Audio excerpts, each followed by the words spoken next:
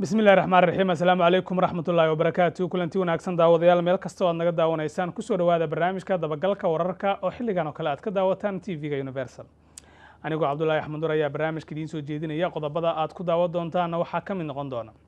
dawladda Turkiga ayaa Soomaaliya ka dhistay saldhigeedii military ee ugu weynaa ee qaaradda Afrika saldhigaasi oo dhismihiisu ay ku baxday lacag dhan 50 milyan oo dollar haddaba maxaa laga macaashi karaa saldhigan Soomaaliya se ma isku hayn kartaa danaha wadamada Turkiga iyo Imaaraadka ee kala duwan waxaan idin soo gudbin doonaa waraysi arrintaas ku saabsan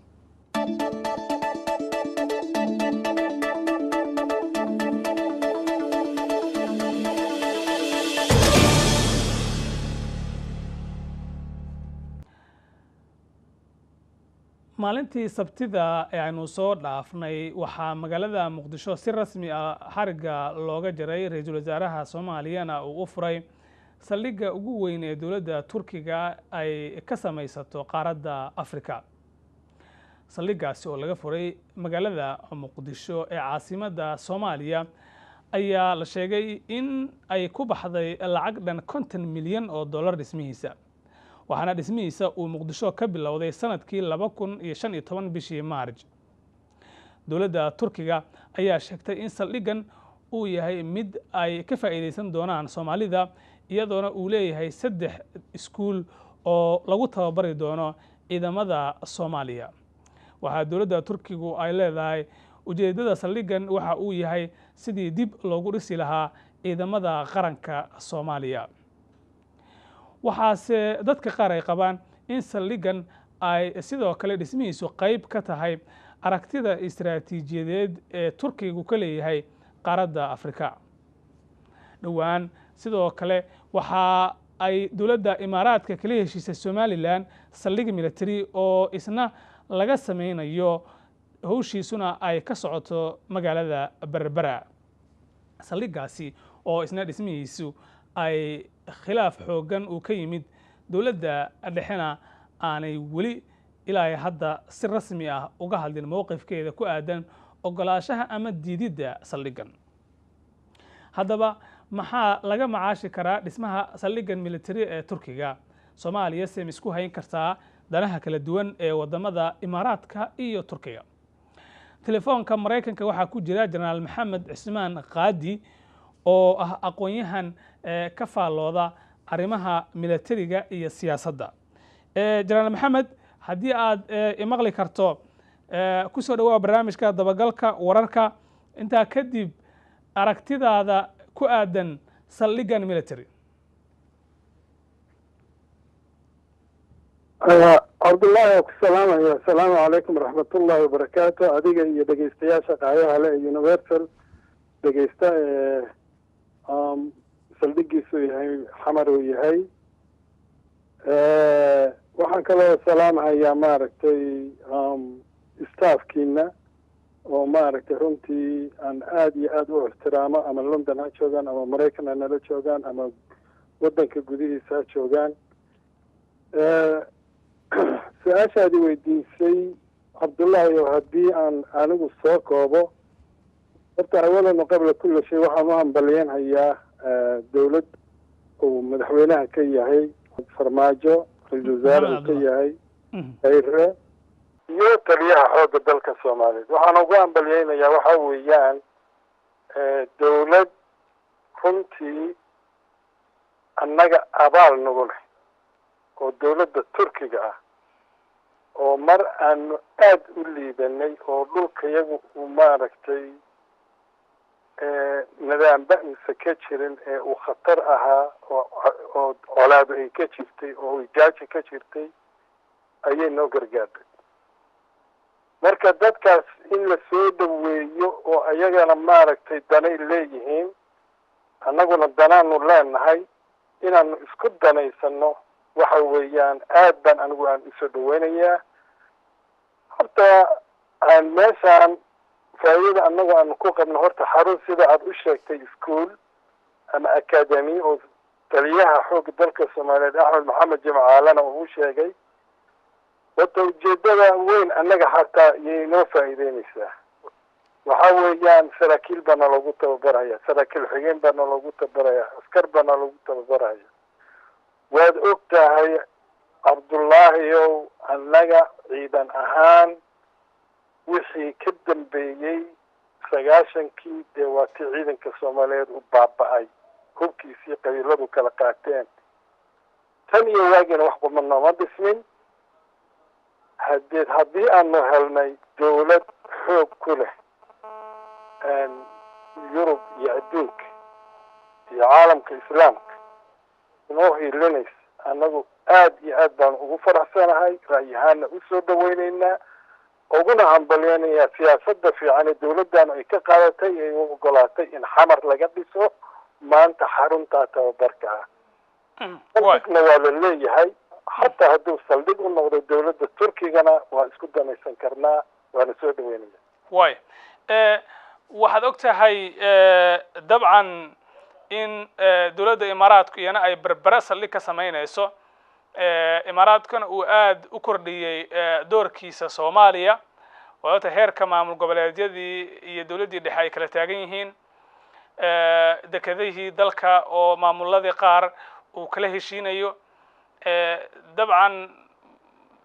dadaal xoog lana ay ku jiraan oo ku aadan sidii xitaa ay dekeda Muqdisho iyo garoonkaba ay ula wareegi lahaayeen oo hadda Turki ay gacanta ku hayso.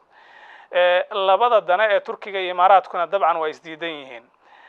Soomaaliya markaad eegto ma isku hayn kartaa danahaasi kala duwan labadan dal markaan ka eegno istiraatiijiyadda dhinaca military iyo kan siyaasadeed intaba? Cabdullaahi, waa su'aal aad iyo aad u fiican. horta mantiqadayadu waa mantiqad aad muhiim ah. waxaan ku naalnaa Bab al-Mandab meesha la yiraahdo, oo dhinaca kalena maaragtay badda cas, dhinacna badda cas baanu ka degannahay, dhinacna badweynta Hindiya.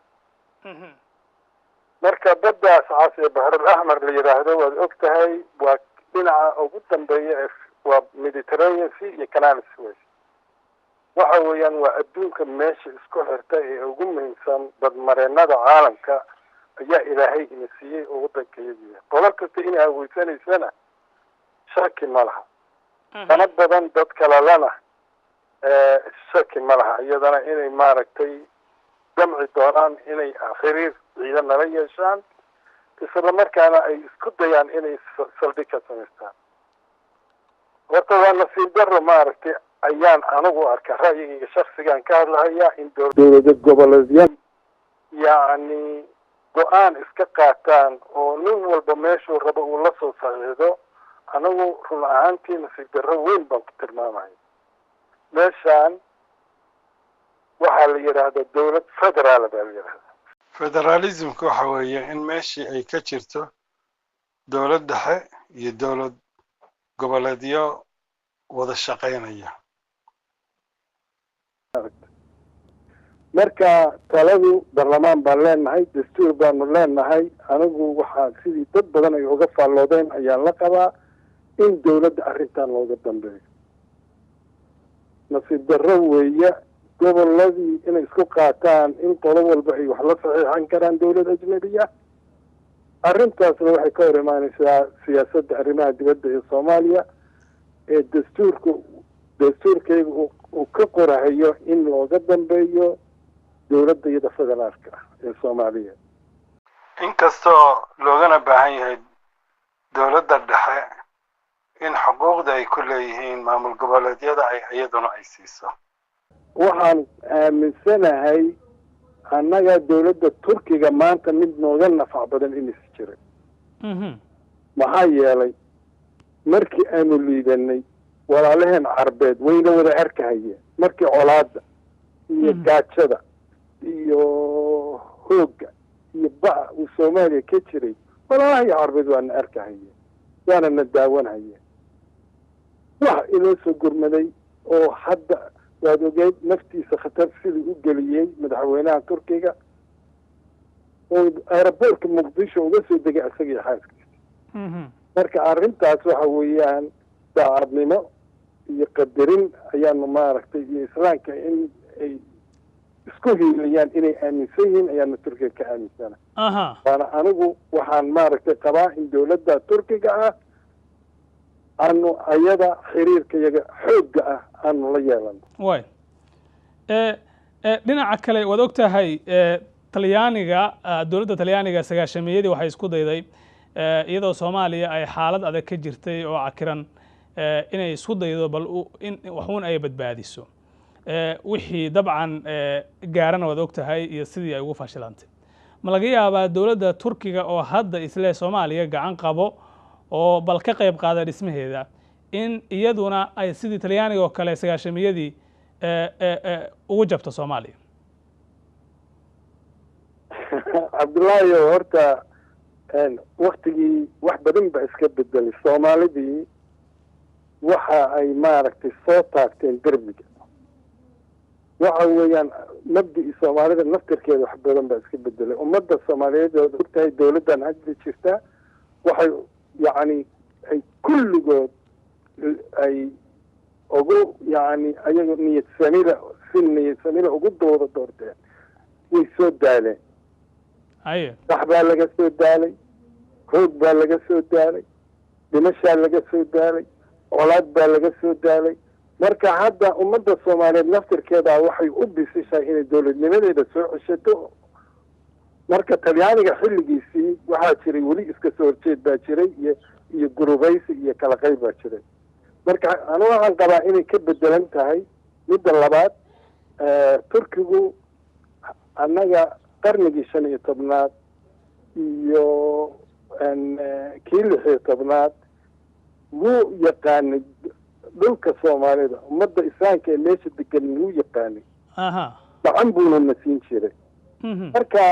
waxa weeyaan hadduu xiriirkii dib u soo celiyey oo anigu saasaan aaminsanahay inuusan ku fashili doonin ee ku guulaysan doono waaya ugu dambeyntii maxay soomaaliya ka macaashi kartaa saldhigan markaan ka hadlayno dhismaha ciidamada soomaaliya oo aad og tahay in qorshuhu uu yahay haddaanay wax iska bedelin sanadka 2018 iyo wixii ka dambeeyaba in ciidamada midowga Afrika ay wadanka ka baxaan ciidamada Soomaaliyana ay la wareegaan ma isleedahay Soomaaliya marxalad ay shaqadaasi qabsan karto ayuu saldhigan ka caawin karaa nacam cabdullaahi waxa weeyaan walaalow horta mahmahyo waxaa jira soomaalidu waxay tidhaahdaa ama buur ahow ama buur ku tiirsanow annaga maanta waad og tahay ciidanka yagii taariikhda iyo sharafta iyo geesinimada lahaa si ay noqotayba waa burburay marba hadda ciidankaygii lagu magacaabi jiray libaaxa ciidanka libaaxa ee africa wuu burburay si ay ku noqotayba sababta maanta sida keliya ee aanu dib ugu soo celinayno waxaan ku ammaanayaa taliyaha ciidanka xoogga dalka soomaaliyeed maxamed axmed jamaal khudbadu akhrinaya isaga iyo ra-iisul wasaaruhuba inay si fiican u qeexeen hadda su-aashaad ii weydiinaysa ayagaaba noo sheegay annaga ciidanka iyagii mar labaad haddii la rabo inuu dib u soo kaco ma aha in qolana maaragtay nalagu soo tababaro uganda qolana nalagu soo tababaro addis ababa koox kalena lagu soo tababaro carabaha ama meelahaas ama imaaraadka ama meelahaas ciidanka iyagu wuxuu dib ugu soo noqon karaa hal tababara oo wadanka gudihiisa inuu helo hal meel oo laga tababaro oo midaysan ciidan midaysan buu noqonaya annagana markaa sida hadda qorshaha uu yahay dowladdu in ciidankuna isku dhafnaado laga keeno gobolada waxaan aaminsanahay cabdullaahi oo ku rajo weynahay arrintaas guul weyn ay ku dhammaan doonto hadduu yidhaahdo inuu dib u soo noqdo ciidankii xoogga dalka soomaaliyeed ee soomaalida ahaa ee isku dhafnaa ee si fiican u tababaran oo hal meela lagu tababaray deedna loo kala bedelayo gobolada oo caasimadan ay qaar la hari doonto kuwa kalena loo bedeli doono gobolada yaan ku rajo weynahay in xaruntaas ay hadda turkigu ay meesha ka dhiseen xamar in aan insha allah ay maaragtay halkaas ay rajadaasaan ka qabaa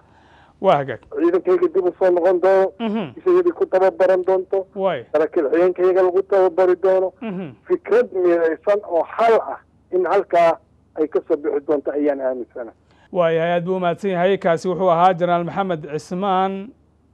qaadi oo ah qabiir dhanka culumta militariga iyo siyaasadda oo isagoo ku sugan Mareykanka telefoonka iigu warramay.